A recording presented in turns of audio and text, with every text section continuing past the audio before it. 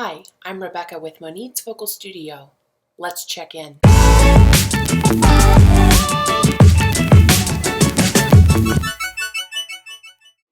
Hi, I'm Rebecca with Monit's Vocal Studio, and today's interview features Tony Award-winning Broadway producer Laura Little. If you're watching on the YouTube platform, make sure to check the description box below as I'll link some more information about Laura Little. Enjoy the interview. The first thing I know that anyone who's watching will want to know is more about you, who you are, what you do, and your contribution to the arts. Yeah, I am currently a theater producer. So I produce theater in Coeur d'Alene, Idaho, and then nationally, Broadway, off-Broadway. And then most recently, I have one of my shows that went off-Broadway will be made a movie, and it'll air on PBS starting December 6th. So we just got that time solidified last night. So it's at 9:30 in Idaho. So on PBS, Idaho Public Television, will air All Is Calm. All Is Calm. So we're very excited about that. So that's big news. Yeah, you got to have something good happening in 2020, right? Right. Yeah. Something to look forward to. So what I realize is a lot of people have no idea what a producer is. You know, they know what a director is. That's the person who stages the production. But the producer usually comes up with a show, whether somebody approaches them with a script or they go to a reading and see a storyline that they like, and then they put their team together. They hire a director, a musical director, a choreographer if it's a musical. They hire the marketing team, the press agent, and then they raise the capital. So it's a lot of work. It's a ton of work, but it's probably the most gratifying work that I've done. So first time I really produced in my mind was at Lake City Playhouse. There was a show I directed several times down in California called Little Princess, and an acquaintance of mine wrote it, so I was able to secure the rights to it and paid for some of it myself, and then Lake City Playhouse paid for some of it, but I was really in charge of the marketing and just getting the word out there and the casting and whatnot. So that was my first producing experience, and I also directed it. Which might be a mistake to direct and produce, but it's a lot. So I love producing. I love finding a piece that means something to me and then wanting to share it with people. And it has nothing to do for me, I don't try to find hits. I find things that touch me that I have to share. That's awesome. It's been very intuitive. It's led to hits because of that being the way you go about things. Yeah, absolutely. I feel like if it doesn't touch me, it's not going to touch other people. And there's a lot of people that I know that produce, and they produce because there's a name attached to it, or there's some type of clout, or they just want to have a show in New York, but the story doesn't mean anything to them. And then I don't ever produce a show that I don't put my own money into, and that's very different than a lot of producers nationwide, because they will just spend other people's money. And if the show's a flop, the show's a flop. And I don't want to have my name on a show that's a flop. So I put my own money into it to make it, so everybody knows I have skin in the game, real skin in the game. Mm-hmm. That's wise. That's excellent. When did you decide you wanted to be a producer? Well, Little Princess I did probably around 2007, 2008, somewhere around there. And then I ended up doing some other things. Coeur d'Alene Summer Theater needed some help, and I helped them. And one of the CYTs in Spokane needed some help, so I helped them for a couple of years. But I was also working on a show called Johnny Baseball.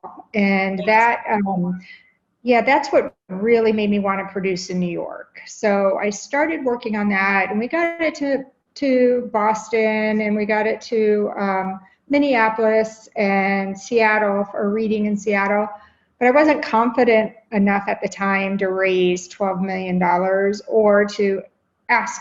I didn't even know what questions to be asking when things didn't go right. And things didn't go right.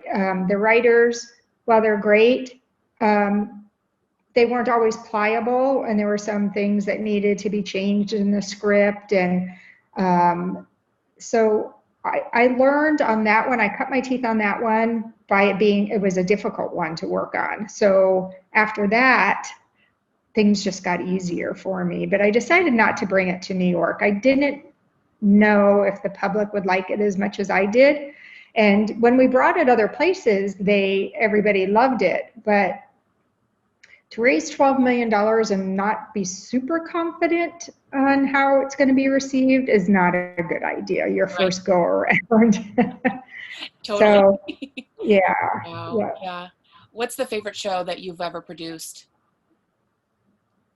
That's a hard one. I think I deep down come from away I was co-producer for that one. The story and the music is just so great. Mm-hmm. So is All Is Calm. It's all a cappella. It's 10 men singing a cappella. I mean, you can't beat that, right? Beautiful. But Come From Away is just magnificent. How intricate it is. They play so many different people, and no sets, and you don't even realize that they're adjusting from one character to the next. They put on a subtle scarf or a sweater or a hat right there on stage. You don't even notice that they're doing it. And they're telling this story of our history and in such a beautiful way. So I'm really super proud to be part of that one. That one has resonated with so many people. I have students that they can't stop listening to it. It's so powerful. The stories are wonderful. Yeah, you can just listen to the CD and it tells the whole story. So good. I'm glad they enjoy that. I'm really glad they do. Yeah, and so many of them are just craving, live theater again, and all of us are wondering, when's that going to happen? Do you have any insight at all? I mean, do any of us have any insight when that might happen? Right, but not really. I mean, there's certainly conversations about it happening in the spring. I can't see Come From Away happening on Broadway in the spring. Yeah. I just don't see it coming back that early. Just think if all 39 Broadway houses opened at one time, like in a perfect scenario, they opened at one time, there's just not enough people that are going to be confident enough to fill those seats. Right. So I would imagine there will be some type of rollout of how Broadway opens and see how people respond to it. Yeah. And those theaters are just so tight and so small. In Coeur d'Alene, we're used to NIC and the Croc, but on Broadway, it's narrow, and you're getting a lot of people in there, and it's going to be tough. Yes. I'm scared for the industry. I'm really scared for the industry in New York. Yeah. Yeah. A lot of people have been talking about that. I know. And so like the young people that are coming up, a lot of them are, I have so many that are interested in pursuing the performing arts, and they just go, what is it going to look like? And some of them are in college right now, and they just keep going, and they've gotten creative. I don't know, like, have you been talking to a lot of people that are going through college or are in the business and haven't been performing, but they've found creative ways to still perform? Oh yeah, there's been so many great things that have happened. I don't know all the platforms off the top of my head, but there are some creative platforms that people have been using and rehearsing. They're having rehearsals and readings, online and selling virtual tickets, and that's been happening. It's not the same, but it's something.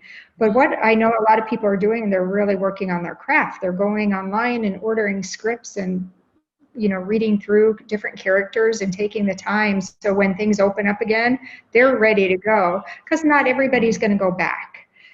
Some of these people who are leaving the career because they need to do something else, and they might not go back. So it might be an opportunity for some of these younger people to move into some slots when things open up again.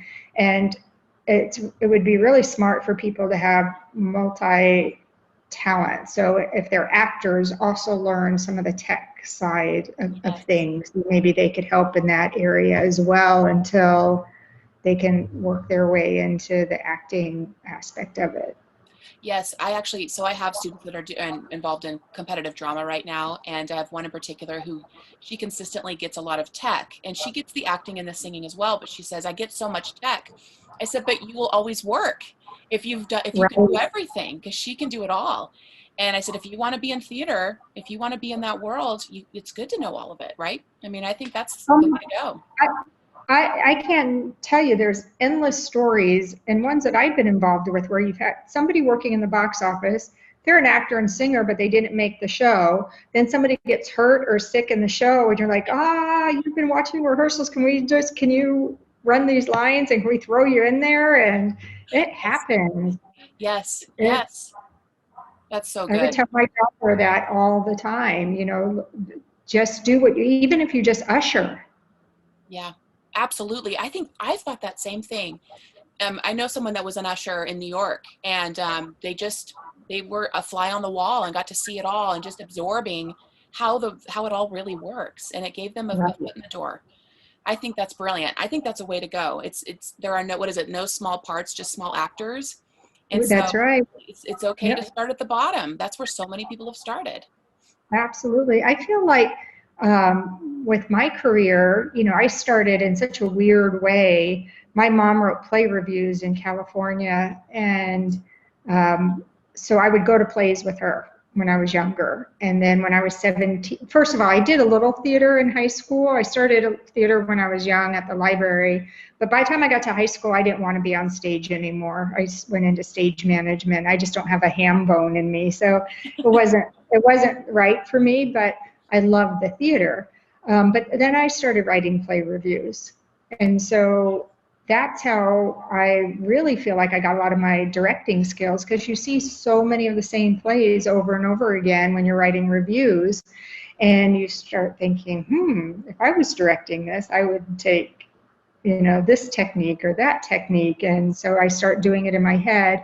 And then I did some training with directors in San Diego, but I really feel like my directing skills came from doing the play reviews. But you just never know how things, like building blocks, and then you get into directing, and then you get into producing at a small level in Coeur d'Alene, Idaho, then you get into producing in Boston, then you get into producing in New York. So everything you do is a baby step, and you just grow from every piece of theater that you're involved in. That's really There's always good. a takeaway. Yes, that's good.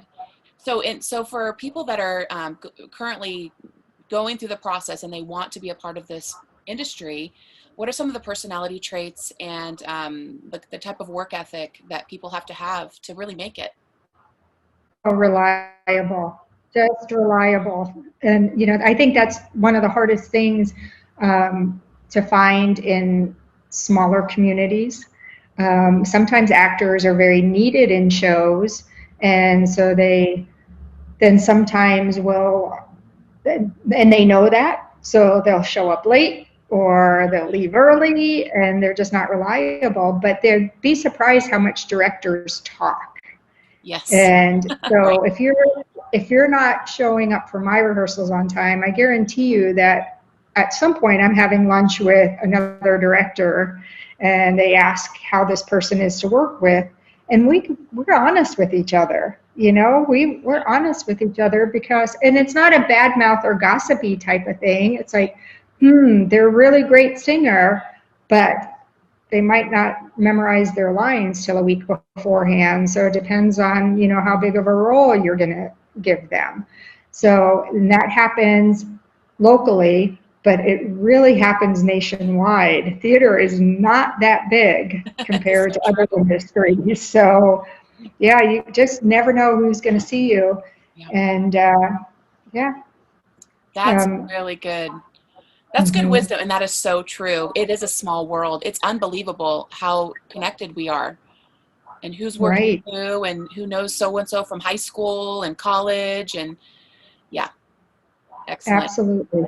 Yeah, one thing I tell students all the time is hustle beats talent when talent doesn't hustle. And you can be the most Right. talented person in the room, but if you're a jerk or you're lazy, who's going to work with you? Yeah. Right. Right. It'll get you so far for a little while, and then it's not. Totally. So, Yes, that's so good. So any insight or wisdom for a young person coming up who's might feel slightly jaded right now, or not necessarily jaded, but slightly discouraged by the world climate, but they still want to pursue a performing arts career? yeah, again, that's where you would just work on your different talents. Pick up a Okay. ukulele, learn to play a ukulele. Work on your musicality at some level, whether it's vocal lessons, and I know you're still doing those, and just anything you can do to grow, so you can grow that resume, get those scripts, build your confidence. Read for people, via Zoom, and just ask for honest feedback, and then take that feedback and do something with it. That's great. So, yeah, people really can take opportunities to grow. Okay. Take an online comedy class. I tell you, finding good comedic timing is people with good comedic timing is difficult. I mean, you can learn that to a point, but it's got to be somewhat natural. But if you need help with it, start taking classes if you think you're going to be uh, auditioning for comedies. I just want to thank you again for taking the time. That was so Of nice of course. you. Yeah, and have a good remainder of 2020. I hope it gets better for everybody. And I'm in North Carolina right now, but I'll be back next week. So I will look forward to being back in the Northwest. Yes, we'll enjoy, and I hope you have a happy Thanksgiving. You too. Thank you. Good luck. Thanks so much, Laura. Bye Bye-bye.